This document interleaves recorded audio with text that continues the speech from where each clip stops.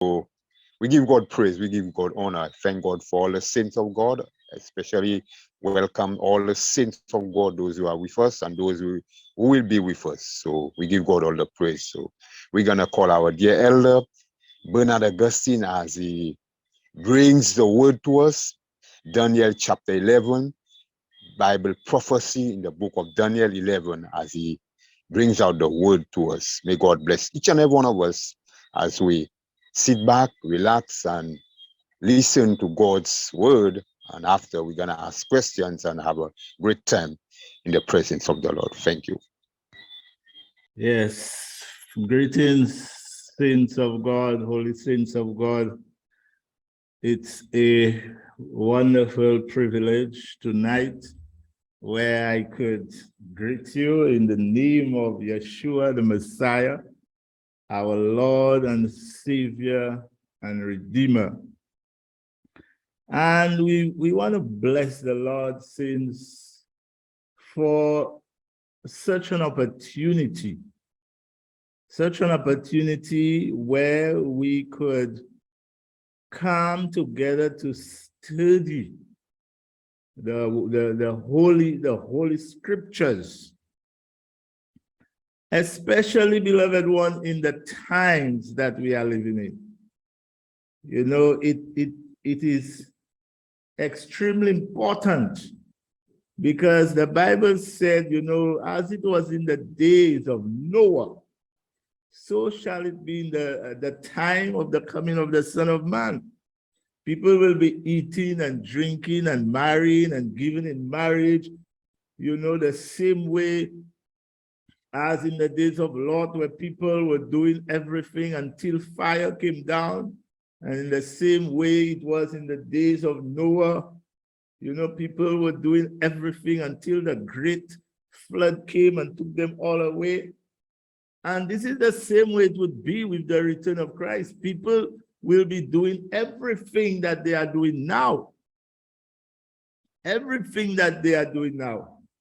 And that is why the Bible says that it will come upon the world as a thief in the night. It will take them unawares, because they are people of darkness.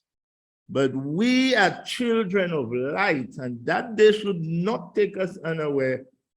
But we should know the times and the seasons, because that's what Paul said. I have no need to write unto thee, because thou knowest fully well the times and the seasons, because it has been written from the Old Testament coming down to the New Testament. And so we are children of the light. Beloved ones, again, I welcome you to Daniel 11 in focus.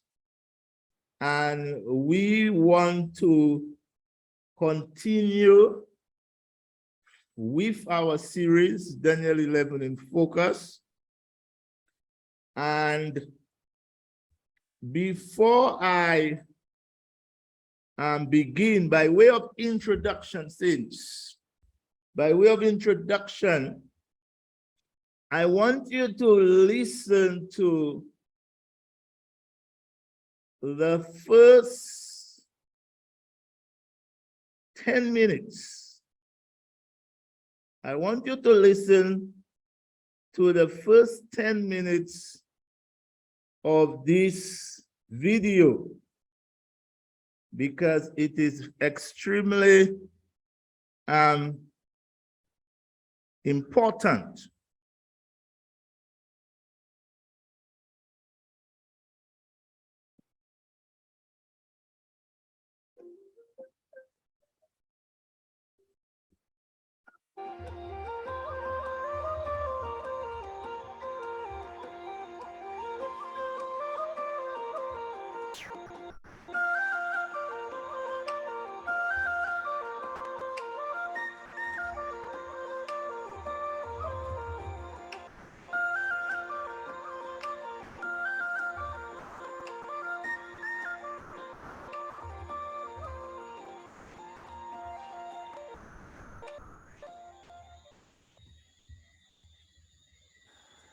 The Islamic Connection is the name of this lecture, and it's quite a story. The Islamic religion is huge today, and it has some very fascinating features. It's a very exclusive religion. Nobody from the outside is allowed in. If there are pilgrimages to Mecca, only those of the Islamic faith are allowed to go to these pilgrimages. It is an exclusive religion. Evangelism in Islamic countries is totally forbidden.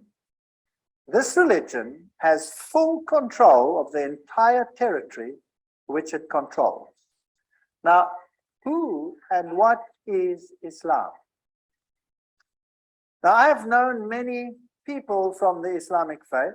As a professor at the university, many of my students were of the Islamic faith.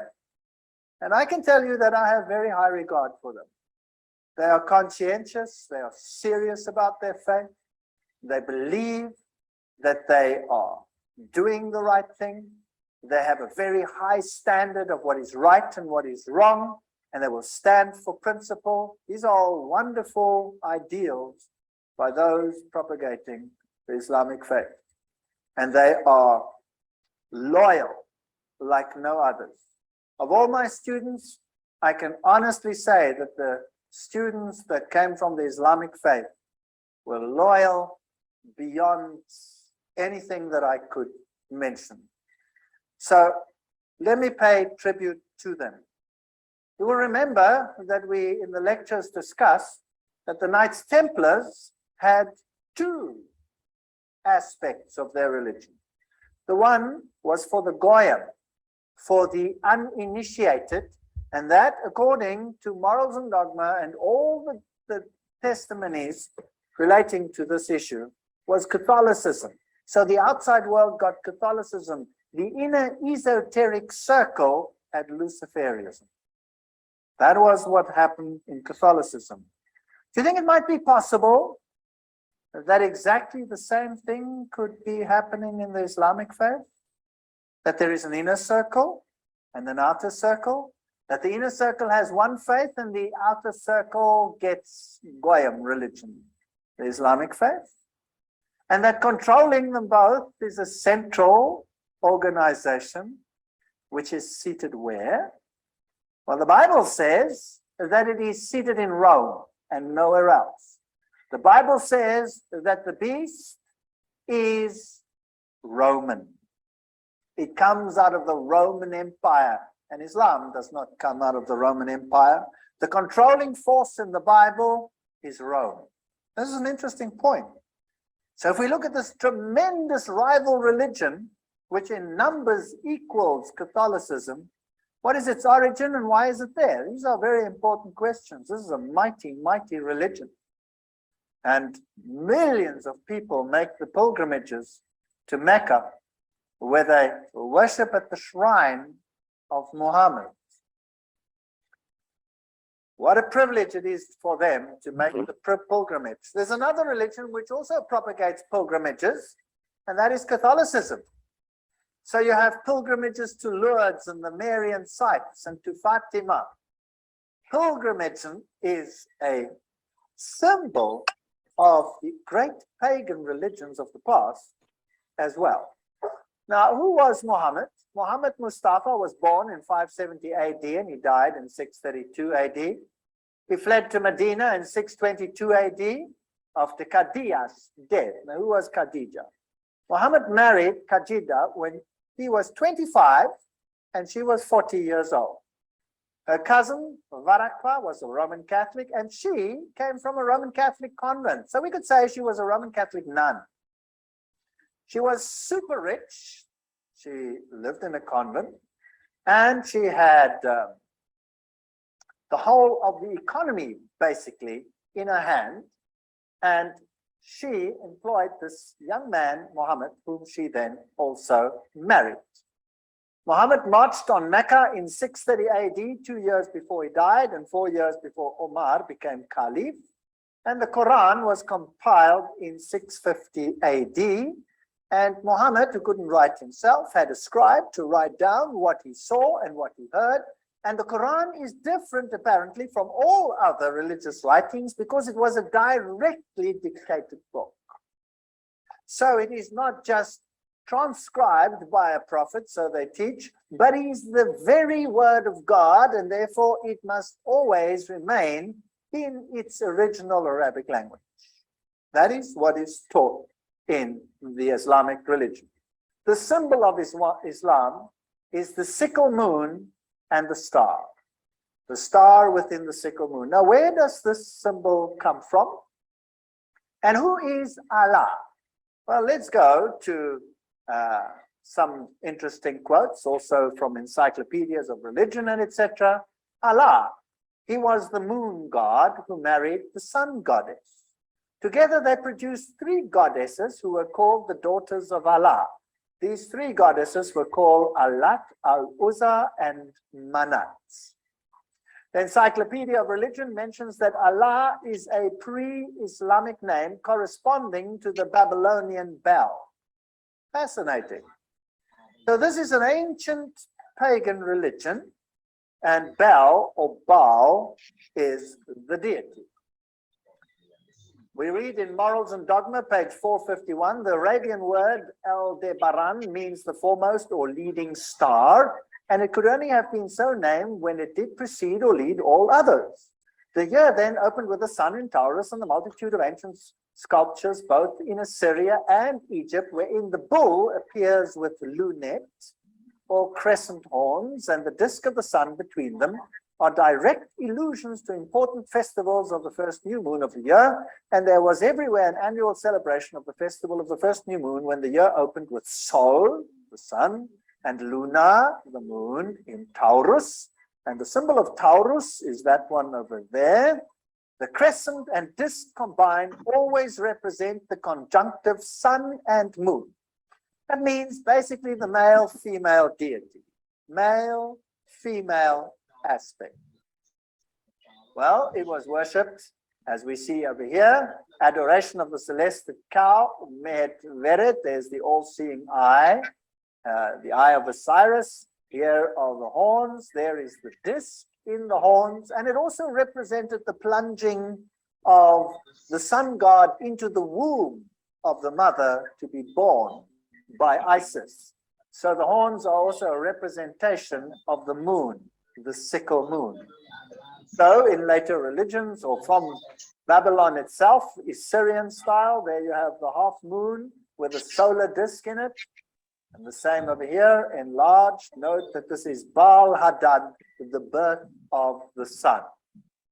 We go to Mesopotamia, we'll find the old symbol of Baal and Bel was exactly the same, the half moon and the star in it, representing the birth of the sun. Isis, Osiris, the male-female aspect. So this would be Ashtoreth and Tammuz, or Isis and Horus, the male-female. The same you find in Egyptian, as we have already discussed it. This is Baal worship. This is Lucifer worship in his male-female form.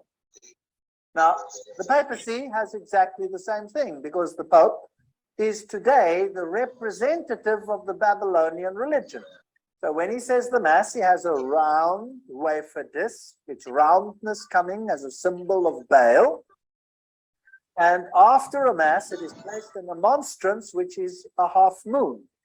So then you have the birth of the sun, and you have it symbolized in this form.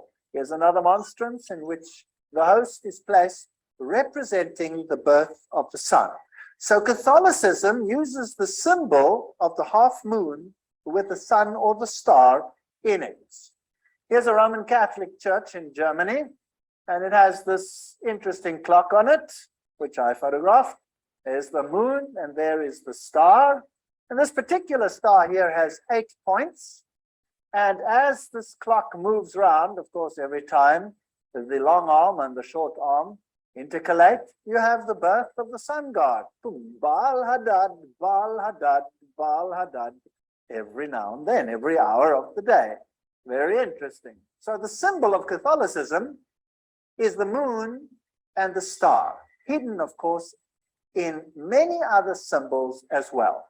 We find Islamic symbols in the strangest places. Let us go to the state of Louisiana, and here's a police car in New Orleans.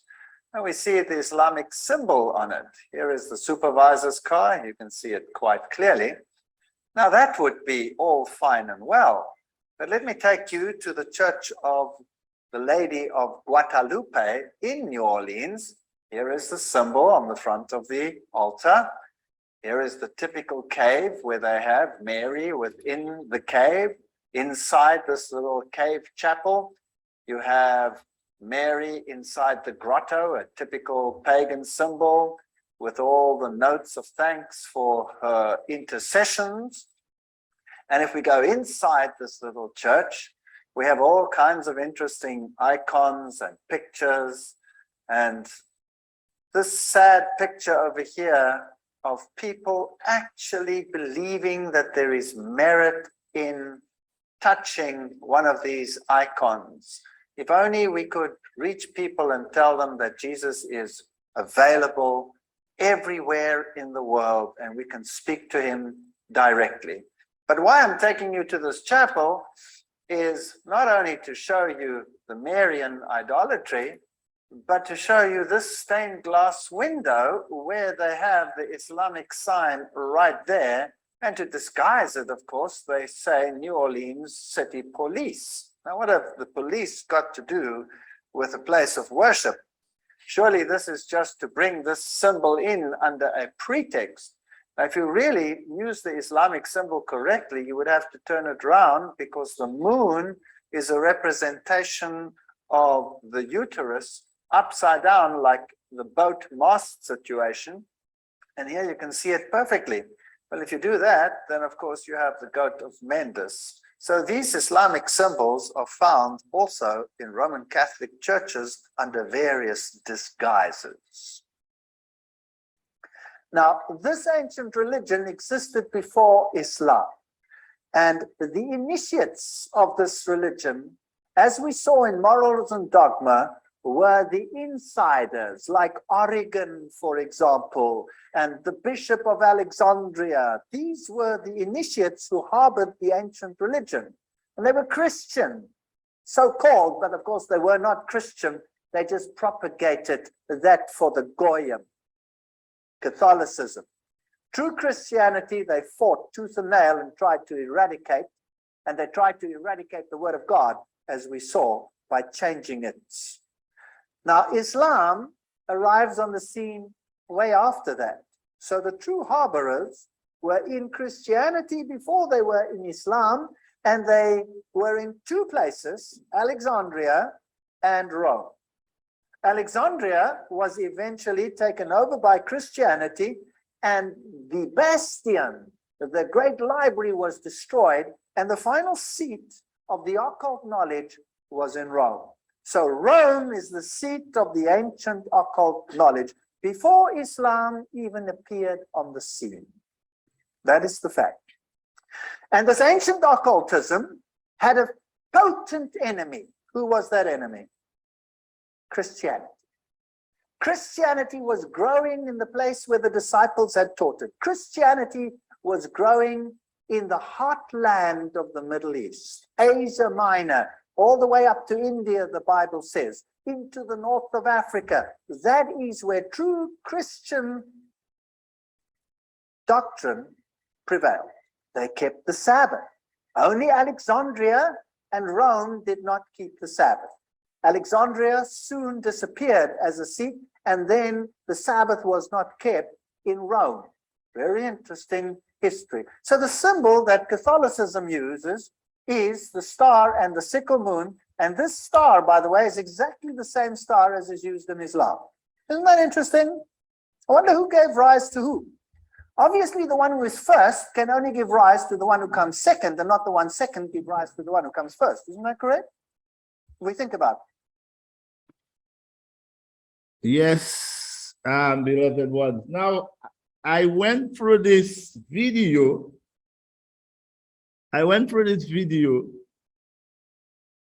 So that you would understand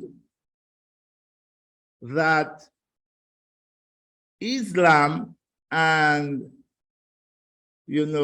Catholic or Catholicism is one and the same.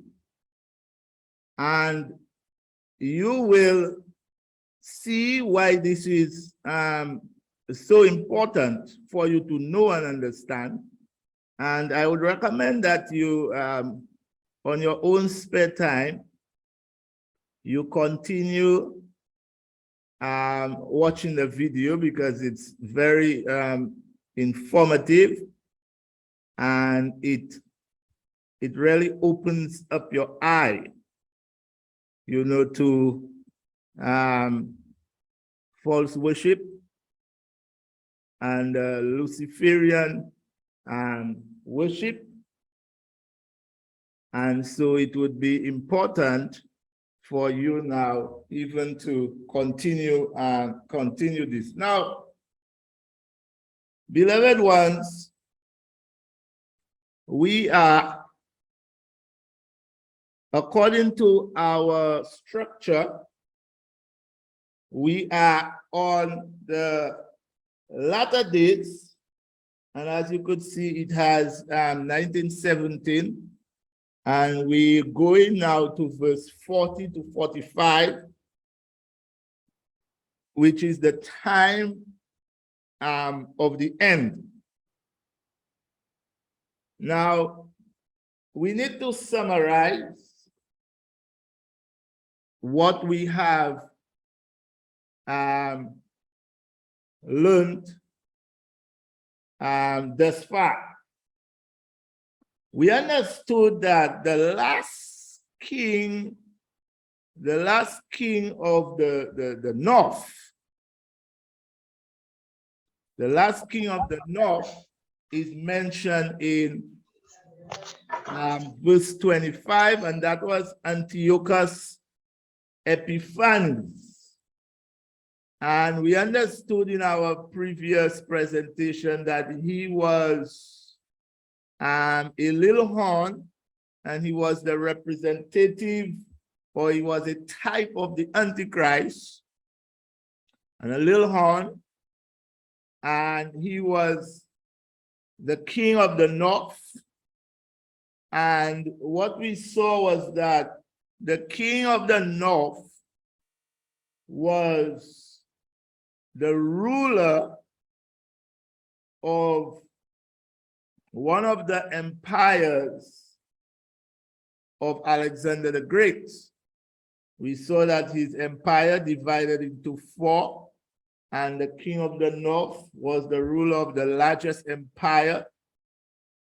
And we saw that empire was made up of Iran, Iraq, Syria, and Afghanistan. And we saw that Ptolemy Philometor, he was the last king of the south, and he was the ruler of Egypt. And what you need to understand, these are Greek rulership. So Greece in charge of Egypt, and Greece in charge of Iran, Iraq, Syria, and Afghanistan. Then we saw the rise of the Roman Empire in 168 BC. And what we recognize is from the time the Roman Empire arrived, then there was no king of the north or king of the south, because Rome was in charge of the entire empire. What happened is that the Roman Empire was divided into Western Roman Empire and Eastern Roman Empire in 286 BC. And the Western Roman Empire, it retained the name, the Roman Empire, whereas the Eastern Roman Empire, it took on the name, the Byzantine Empire. And what we will recognize shortly is that the Byzantine Empire was the empire that included the areas designated as the empires of the king of the north and the king of the south. It was the Byzantine Empire and not the Roman Empire. Nonetheless, in 286 BC, the Byzantine Empire was in charge of all the region from north to south. Further, we saw that the little horn, another little horn, similar to Antiochus Epiphanes, another little horn came out of the Roman Empire. We saw that in verse 36 to 39.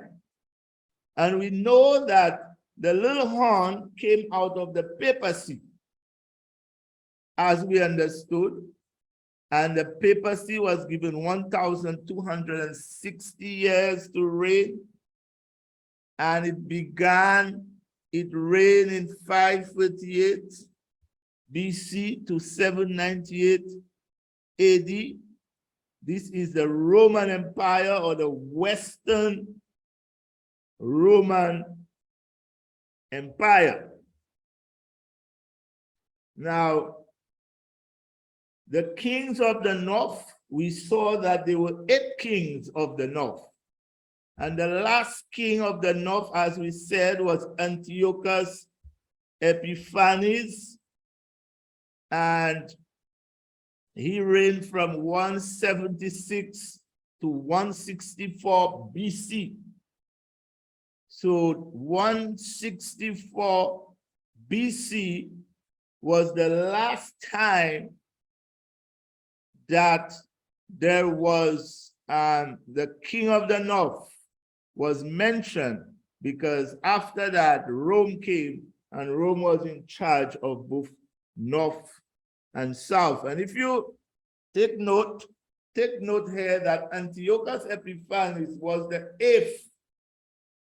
eighth king, and the little horn. Now, what we read here, we read in Daniel chapter 11 and verse 15. So the king of the north shall come and cast up a mound and take the most fenced cities, and the arms of the south shall not withstand, neither his chosen people, neither shall there be any strength to withstand. And the last time the king of the north is mentioned is in verse 25, and he, referring to the king of the north, and he shall stir up his power and his courage against the king of the south with a great army, and the king of the south shall be stirred up to battle with a great and mighty army, but he shall not stand, for they shall forecast devices against him.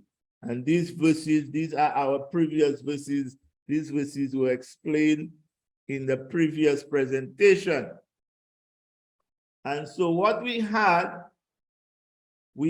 these 4 empires coming out of the empire of Alexander the Great, the Macedonian Empire, the Pergamer.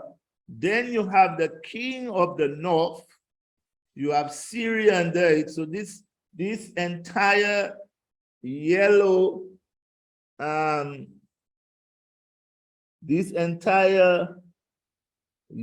area is Syria.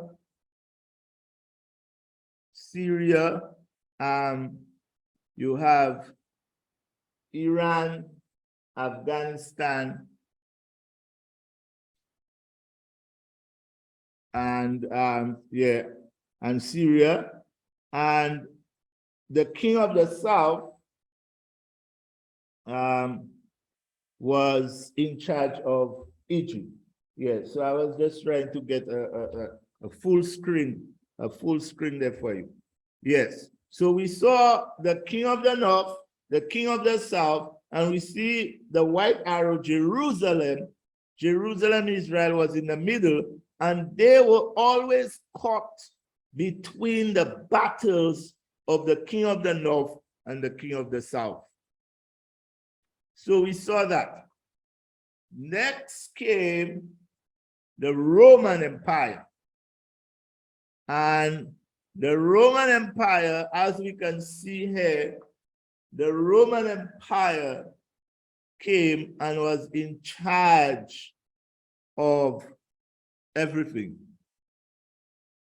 From from Syria going down to Judea, going down to Egypt, to North Africa, going around to Spain and Poland, and going up even to Britain in the north. So from that time that the Roman Empire took control, there was no king of the north, no king of the south.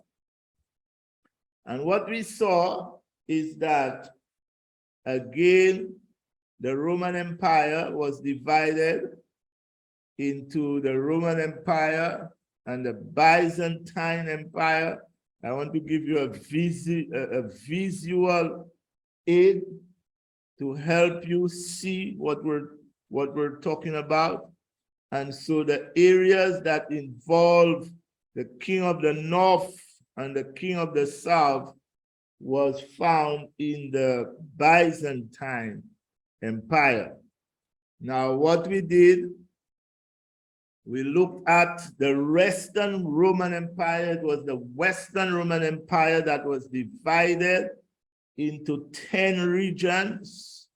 These are the 10 regions of the Western Roman Empire. And we saw, according to Daniel 7 and verse 8, it told you here that this little horn came up after. And if you notice this little horn, it did away with free horns. They were plucked up by the roots. These were the free regions that were under the influence of Brother Arian, and he was one who stood up against the doctrine of the Trinity. And so the papacy did away with free horns, or free of the regions, and it became the eighth horn. And therefore, that little horn or eighth horn is parallel to the eighth king of the north. So we saw that. Now, when we go to again to Daniel 11:40, it says, and at the time of the end shall the king of the at the time of the end shall the king of the south push at him, and the king of the north shall come against him like a whirlwind, with chariots and with horsemen and with many ships, and he shall enter into the countries and shall overflow and pass over. So we know that according to the statute of Daniel, we saw these empires, and we saw that Rome, right, was the fourth empire, and we understood that Rome was divided into Eastern and Western Rome, and so there are two legs. Rome has two legs, and we saw in a previous presentation that one leg, or Western Rome, was the Roman Empire, from which came the papacy, and the papacy, as we saw, was the little horn. But then now the other leg was the Byzantine Empire. And now I'm going to introduce you to another empire. And this empire, known as the Ottoman Empire. And this Ottoman Empire reached its greatest extent in 1683. In 1683. So the Ottoman Empire, as we will see very soon,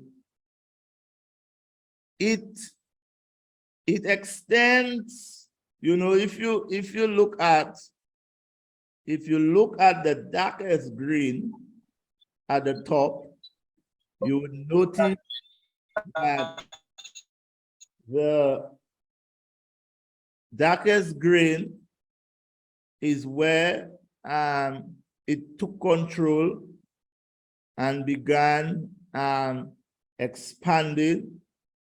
And this dark green area, as you will see, the capital is Constantinople.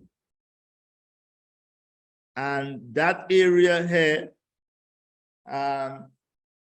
is, if you look on a map, a modern map, then you would see that this area below the Black Sea, at the side of the Black Sea here, that whole area there is Turkey. That area is Turkey, but the Ottoman Empire took over. And we read, according to Wikipedia, the Ottoman Empire, also known as the Turkish Empire, was an empire that controlled much of Southeast Europe, Western Asia, and North Africa between the 14th and early 20th centuries. It was founded at the end of the 13th century in northwestern Anatolia, and Anatolia is Asia Minor, in the town of Sogat, modern-day Belek province, which is Turkey, by the Turkoman tribal leader Osman I.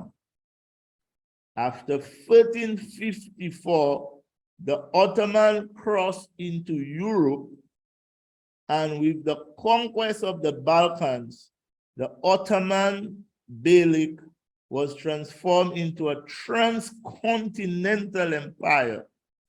The Ottomans ended the Byzantine Empire with the conquest of Constantinople in 1453 by Mehmed the Conqueror. So we see that the Ottoman Empire, it ended the Byzantine Empire in 1453. So therefore, we understand now that from one empire to another empire, all that time there was no king of the north and no king of the south. And that is why we read in Daniel, in the last days, because since the time that Rome took over, going to the Byzantine Empire, going to the Ottoman Empire, there was no king of the north, no king of the south, because these empires took over. Now, what I need you to understand here is the rise of Islam. And as we learned from the video, Islam and Catholicism is one and the same. So whilst the papacy and the papal religion was ruling in the Roman Empire, then what you have, you also had Catholicism in a disguised way, mystery Babylon in the form of Islam was also infiltrating the Byzantine Empire. The Byzantine Empire. So you had these two legs of Rome, and you had these two religions coming up side by side, the papacy and the Islam religion, which is one and the same. So with the rise of Islam, with over 1.5 billion followers in 232 countries, Islam has grown to be one of the world's largest religions. Many Muslims live in Asia, Africa, and the Middle East. The growth and spread of Islam began when the Prophet Muhammad began sharing his divine revelations and spreading message he received from Allah.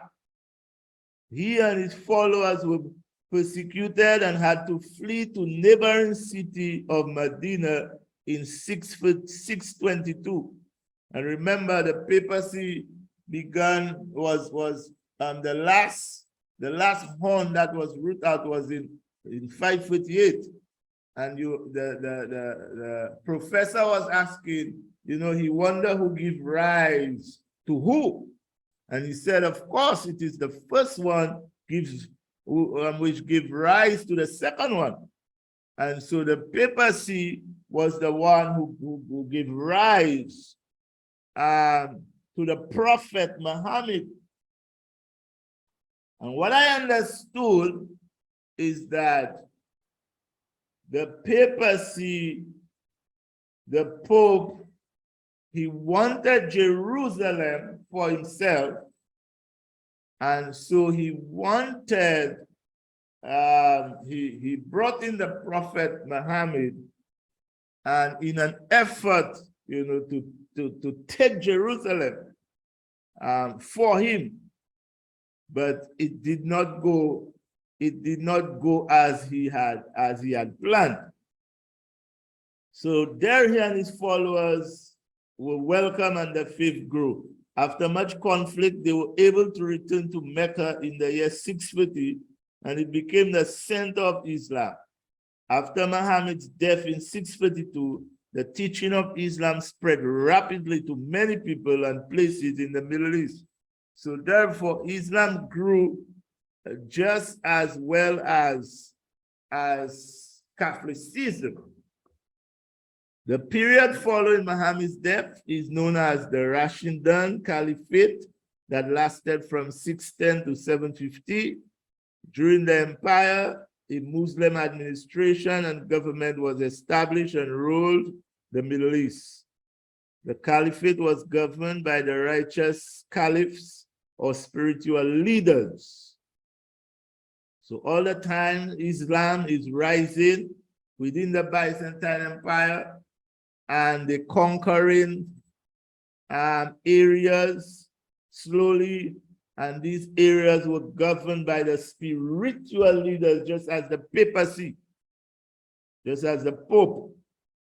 So that was another Pope in their own rights. By 644, these four leaders helped Islam spread and grow far and beyond the Middle East through the conquest of major cities like Baghdad, Jerusalem, and Alexandria. So they began conquering all those places. North and western parts of Africa were also conquered effectively, taking control over much of the Byzantine and Persian territories. The third caliph, man created a version of the Quran that became standardized and widely used throughout the Islamic world in newly established schools that taught the Arabic language and Islamic study. This was also a period in which hundreds of mosques were built throughout the empire. And so this map gives you a view of the rise of Islam, and you have it being in Arabia, in Mecca. It began in Mecca, and it began to spread.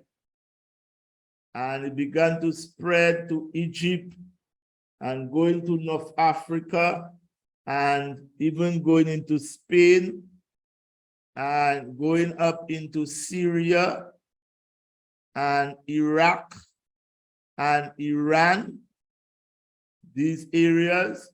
But if you notice, it was not yet in Turkey, because Turkey and Constantinople was the capital of the Byzantine Empire, and that's where they ruled from the Byzantine Empire.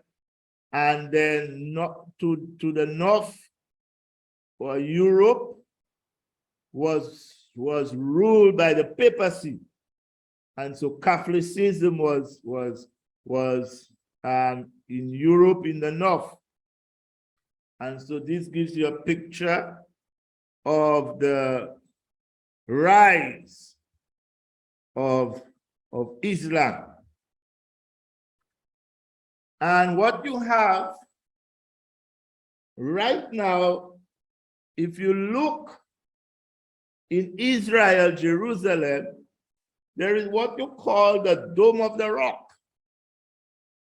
And the Dome of the Rock, Arabic, Kubat el Shakra, shrine in Jerusalem, built by the Umayyad Caliph and Al-Melek Ibn Marwan in the late 7th century CE. It is the oldest extant Islamic monument. The structure is situated on a flat elevated plaza known to Muslims as Al-Haram al-Sharif, the noble sanctuary, and to Jews as the Temple Mount, the site where the Temple of Jerusalem once stood. According to Muslims, the rock above which the dome is constructed is the spot which the Prophet Muhammad was taken up into heaven for an encounter with God, an event known as Mira or Mire. So what we understand here is that the Temple Mount, where the Solomon Temple was, and then the second temple built by Zerubbabel, and then that temple we know was destroyed in 70 AD by General Titus and under the Roman Empire. But when Islam rose, then Islam took over the Temple Mount. So under the Ottoman Empire, they took over and they built the Dome of the Rock, and they also built Al-Aqsa Mosque. Nearby, on the southern extreme of the plaza, is Al-Aqsa Mosque. Muslims believe the Prophet was miraculously transported from Mecca on the night of his encounter. The term Al-Aqsa Mosque is commonly extended to denote the entire plaza and consequently to the Dome of the Rock itself. So therefore, Al-Aqsa Mosque refers to the Temple Mount. And so the Jews claim that the Temple Mount is the place where the temple stood and it belongs to them. And so they were there before, long before the Muslims. But the Muslims claim that place here was the place where Muhammad the prophet, he was transported, miraculously transported from Mecca to the Temple Mount, and from the Temple Mount, he was miraculously transported to heaven, where he spoke with God and got all the prophecies from God and came back down and wrote all these sacred writings in the Quran. Now, beloved ones, it is very easy to see, that this whole thing was created by the papacy. This whole Prophet Muhammad and all these going to heaven and getting all these things, you can see. So therefore, the papacy or the Pope, he himself wanted the Temple Mount for his sanctuary, but the Muslims now claim that they are the firstborn because they are the descendants of Ishmael. These are the Arabs. So they are the descendants of the firstborn Ishmael, the Arabs, and so they believe that, that place there, Jerusalem, the Temple Mount, it belongs to them. Now, this has brought lots of conflict between the Muslims and the Jews that are now there. There are constant fightings, in where that is concerned, because that Dome of the Rock there belongs to so this is a picture of the Temple Mount, and you could see the Dome of the Rock and the Alaska Mosque, and this is where the Temple of Jerusalem, the Solomon Temple, this is where it stood. But now the Muslims, Islam is in control. Well, it is managed by more Jordan manages it, but it does not belong to Israel. So we go back now, going back to Daniel 11:40, and at the time of the end shall the king of the south, who shall be now true, very true to the voice of the prophet, because from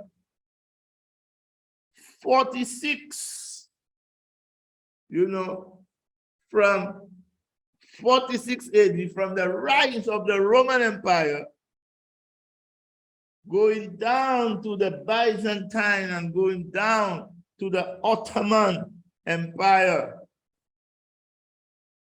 there has not been a king of the south.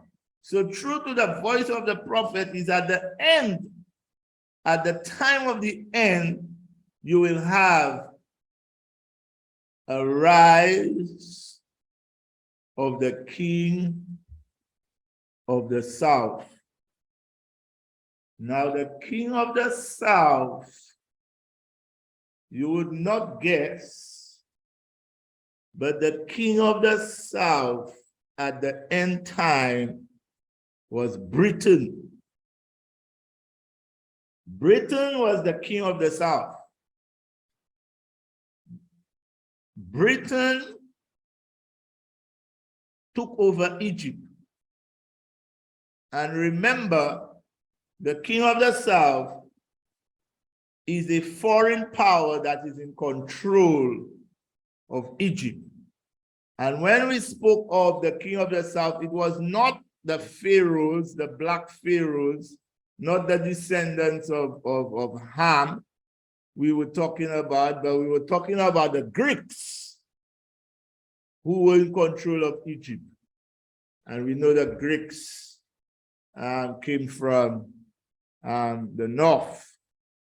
So the history of Egypt under the British lasted from 1882, when it was occupied by British forces during the Anglo-Egyptian War, until 1956, after the Suez Crisis, when the last British forces withdrew in accordance with the Anglo-Egyptian Agreement in 1954. The first period of British rule was 1882 to 1914, is often called the Veiled Protectorate. During this time, the Caliphate of Egypt remained an autonomous province of the Ottoman Empire, and the British occupation had no legal basis but constituted a de facto protectorate over the country. So between 1882 and 1914, British occupied Egypt, but they were not in control at the time. It was still the Ottoman Empire, was still the Turks who were in control, but the British occupied Egypt. Egypt was thus not part of the British Empire. So they were not part of the British Empire. So that occupation lasted until 1914. So, beloved ones, up until 1914, there was no king of the South. Again, true to the voice, over 2,000 years. The last king of the South was over 2,000 years ago, and that was Antiochus Epiphanes. This state of affairs lasted until 1914, when the Ottoman Empire joined the First World War on the side of the Central Powers, and Britain declared a protectorate over Egypt. The ruling Khedive was disposed, and his successor, Hussein Kamel, compelled to declare himself Sultan of Egypt, independent of the Ottomans in December of 1914. Therefore, beloved ones, from 1914, Egypt gained its independence from the Ottoman Empire, and Egypt was under British rule. And because Egypt was under British rule, therefore Britain became the king of the South.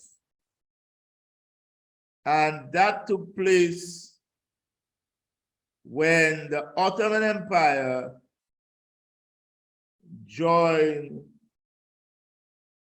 the joined in the First World War.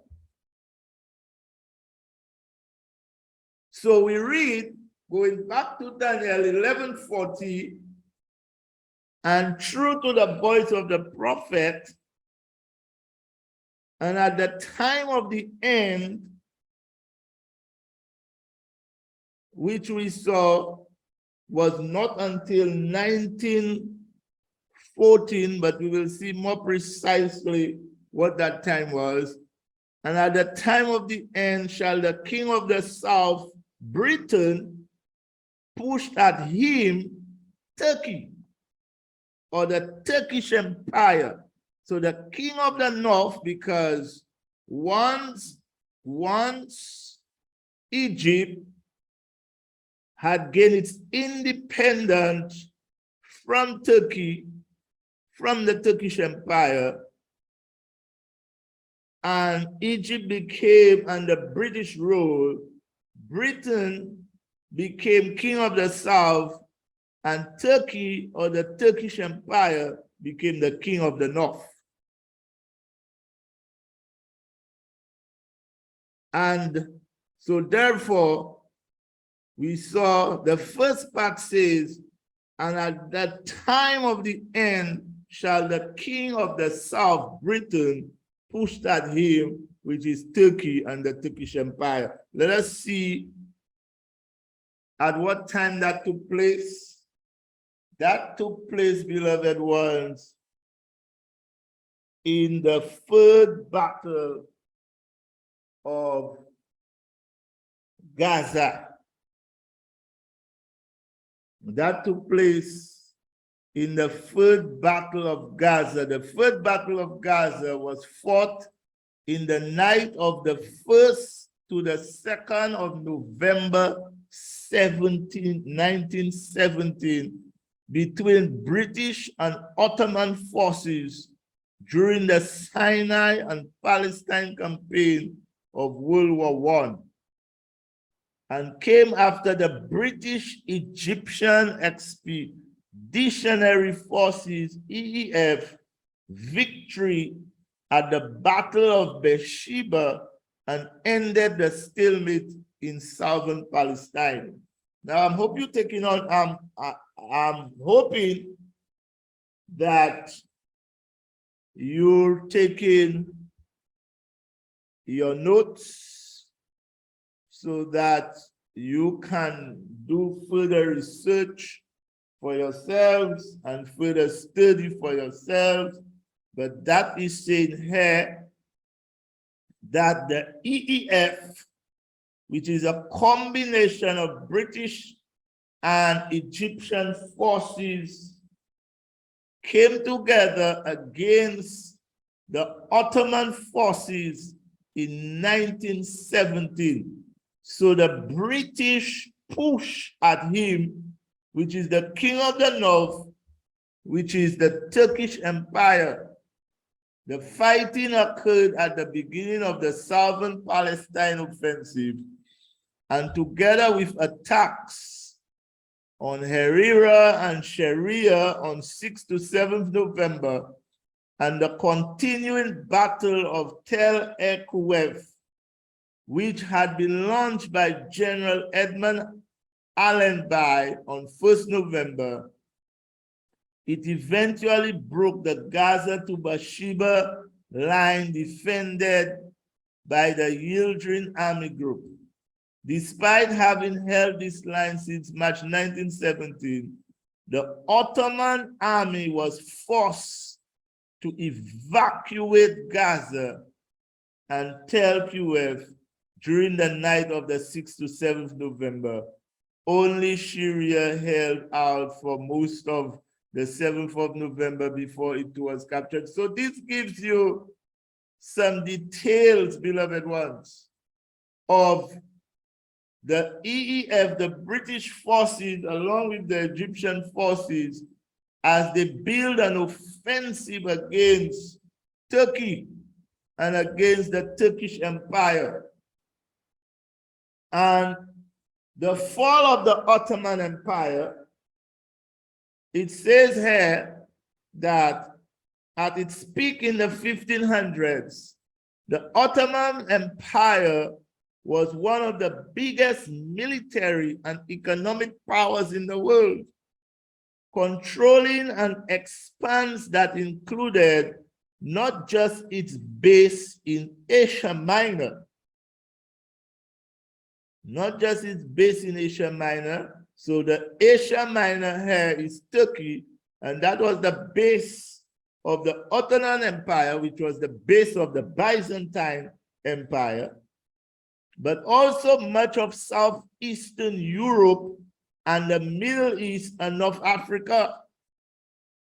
So that Ottoman Empire extended from southeastern Europe, going across Asia Minor, coming down to the Middle East, going around to North Africa. The empire controlled that stretch from from the Danube to the Nile, with a powerful military, lucrative commerce, and impressive achievements in the fields ranging from architecture to astronomy. But it didn't last. It did not last, because the Bible tells you that it would not last. Though the Ottoman Empire persisted for 600 years, it succumbed to what most historians describe as a long, slow decline despite efforts to modernize. Finally, after fighting on the side of Germany in World War I and suffering defeat, the empire was dismantled by treaty and came to an end in 1922 when the last Ottoman Sultan, Mehmed the Sixth, was disposed and left the capital of Constantinople, now Istanbul, in a British warship. From Ottoman Empire's remains arose the modern nation of Turkey. So the Ottoman Empire was reduced to what we now call Turkey. And the last ruler was taken away in a British warship. So therefore, this vast empire you see here as the Ottoman Empire, it was reduced to Asia Minor, or what is now called Turkey, beloved ones. So going back to Daniel 11:40, and at the time of the end, where we saw it was 1917,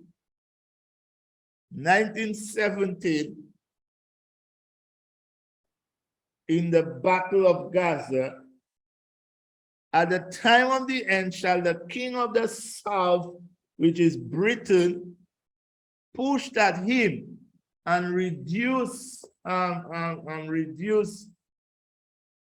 this whole empire to what we now call Turkey. And the king of the north shall come against him like a whirlwind, with chariots and with horsemen and with many ships, and he shall enter into the countries and shall overflow and pass over. So we've seen what the king of the south did. And so now it is the time for the king of the north. Now I want you to see here at the end of chapter 40, it says, and shall overflow and pass over. When we read something similar to that in 11:10, but his sons, which is the sons of the king of the north, shall be stirred up and shall assemble a multitude of great forces, and one shall certainly come, and that one we saw was Antiochus the Third the Great, and we saw that in the Battle of Raphia and the Battle of Pania, and that's why it was important for us to go through the previous verses of Daniel 11, so we could have highlighted these things. And it is saying there, they shall come with a multitude of great forces, and one shall certainly come and overflow and pass through. So that is the same language that was used for Antiochus the Third the Great in this great battle. And he, Antiochus, had a mighty army and a great army. And he came from the north, and he overflowed and he passed through. And so in 11:40, it is saying the very same thing. So this great army shall now come from the north and shall overflow and pass over. And so therefore, beloved ones, since the king of the south, Britain, pushed at the king of the north and caused him to return to his base in Turkey, there has not been a mighty army. There has not been a mighty army coming down from the north, overflowing and passing over. So it means to say, beloved ones, that the prophecy of the king of the north that shall come like a whirlwind with chariots and with horsemen and with many ships, it means to say that that part of the prophecy has not been fulfilled. And so therefore, that is what we are awaiting to fulfill in our days. We are waiting for this to be fulfilled. And what it is saying here, this great army shall come and shall overflow and pass over, and he shall enter also into the glorious land. And that glorious land is Israel, Jerusalem. So this mighty army will come from the north, come down through Israel, and many countries shall be overthrown. So this army will take over many countries, but these shall escape out of his hands, even Edom and Moab and the chief of the children of Ammon. Now these people that are mentioned here, this is Arabia. This is Arabia, beloved ones. These are the Arabs. So this mighty army will come down, overthrow countries, pass through Israel, Jerusalem, and will not do anything to the Arabians. And we should take note of that. Why is it that they will pass, the Arabians straight? They will not do anything to the Arabs. But he shall have the power over the treasures of gold and of silver and over all the precious things of Egypt. So he will pass through, this army will pass through, and they will go down to Egypt. And so they will take control of the treasures of Egypt, and the Libyans and the Ethiopians shall be at his steps. So this army will take over Libya and will take over Ethiopia. In verse 44, but tidings out of the east. Tidings out of the east. And I believe these tidings that will come out of the east will come from China, and out of the north, which I suspect is Europe. Tidings out of the east, out of the north, shall trouble him. Therefore, he shall go forth with great fury to destroy and utterly to make away many. And so here's what is happening, beloved ones. This mighty army coming down from the north, great and mighty, passing through Israel, sparing the Arabs, taking over Egypt, Libya, and Ethiopia. And whilst here tidings will say to him, hey, you better stop what you're doing there immediately. Immediately put an end to this, or else. And he now will decide to go back up with fury, and he shall plant the tabernacles of his palace between the seas of the glorious holy mountain. Now, I need you to see this, beloved ones. Going back, let us backtrack a little. Let us backtrack a little in verse 29 of Daniel 11. And at the time appointed, he shall return and come towards the south, but it shall not be as the former or the latter. So this was Antiochus Epiphanes, the little horn, and this was his second expedition as the king of the north. This was his second expedition towards the king of the south, towards Egypt. But in the former, he was very successful. But in the latter, ships from Shittim came against him, and these were the Romans.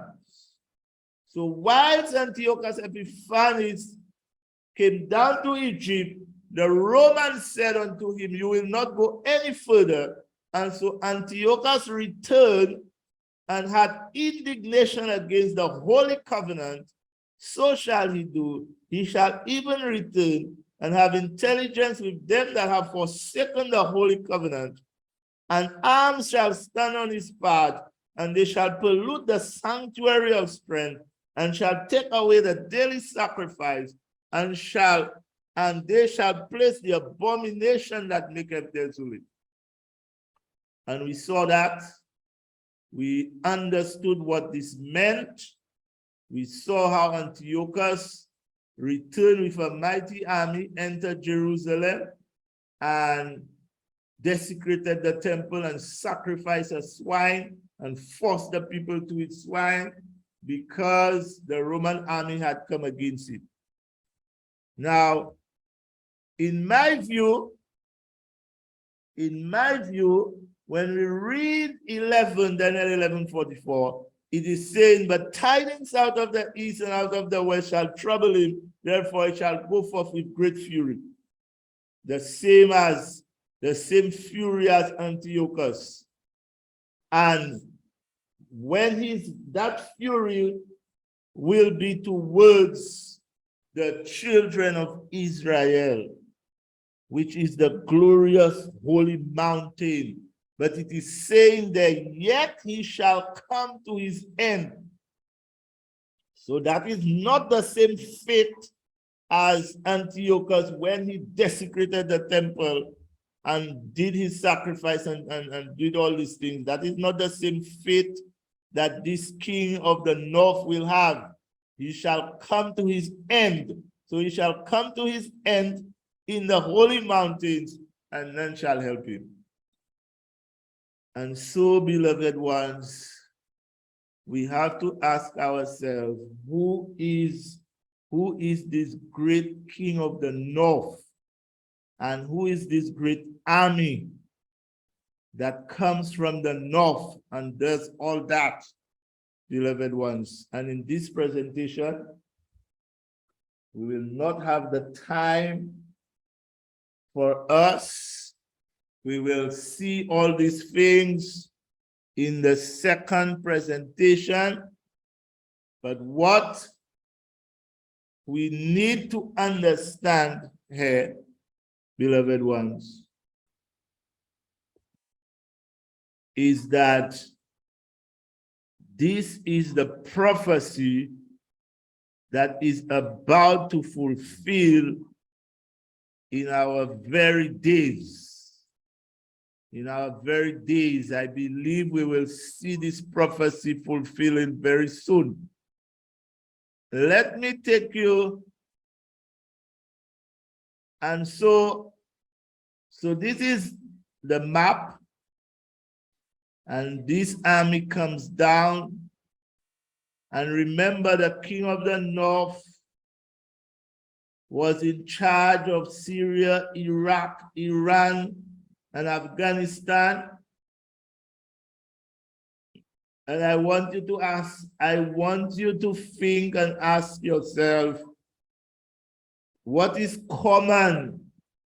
What is common between Syria, Iraq, Iran, and Afghanistan? What is common between all those countries? Is it not Islam? Is it not Islam, and is not Islam and the number one enemy of the Jews, of the Israelites? And they're going down the coast and they're not doing anything to Saudi Arabia, being the Arabs, being the friends, but going on the other side down into Egypt. Keep that in mind, beloved ones. And I want to bring you this closing thought. It is from Ezekiel 39 and verse 4. And it is saying, thou shalt fall upon the mountains of Israel. Thou and all thy bands, and the people that is with thee, I will give thee unto the ravenous birds of every sort, and to the beasts of the field to be devoured. And this to me is a parallel verse to he shall plant his tabernacle of his palace between the seas and in the glorious holy mountain, yet he shall come to his end, and none shall help him. And Ezekiel is saying, thou shalt fall upon the mountains of Israel, referring to the king of the north. Thou and all thy bands, all thy army, and all thy people that is with thee, I will give thee unto the ravenous birds. So therefore the battle here is, the real battle here is not between the king of the north and the king of the south, but that battle, God, the final analysis is that they would try to destroy Israel, but God would intervene. God would intervene and would decide the fate of this battle. So, beloved ones, we will stop here for now.